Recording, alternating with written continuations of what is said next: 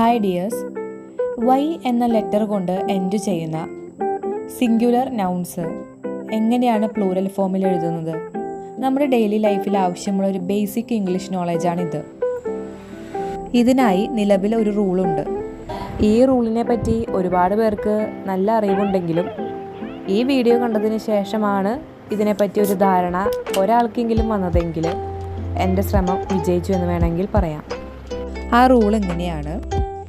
ഒരു singular നൗണിൽ Y എന്ന last ലെറ്ററിന് മുന്നേ ഉള്ള ലെറ്റർ ഏതാണ് എന്നതിനെ ബേസ് ചെയ്തിരിക്കും ആ വേർഡിൻ്റെ പ്ലൂറൽ ഫോം.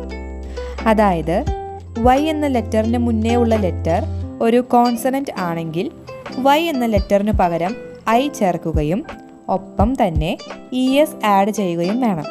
ഒരു എക്സാമ്പിൾ കാണിച്ചു തരാം. ബേബി എന്ന ഈ വേർഡിൽ ലാസ്റ്റ് ലെറ്റർ വൈ ആണല്ലോ.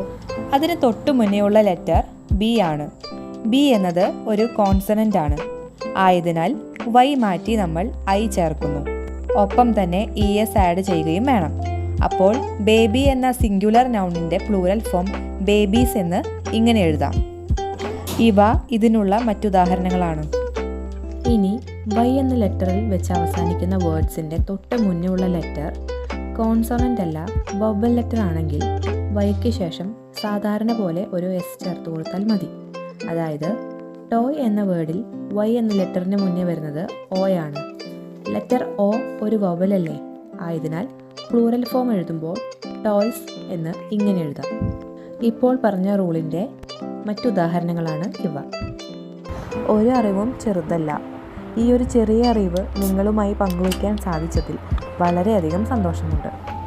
അപ്പോൾ ഇതുപോലെയുള്ള ഒരുപാട് ഉപകാരപ്രദമായ വീഡിയോസുമായി ഇനിയും ഞാൻ വരുന്നതായിരിക്കും. Till then, bye bye.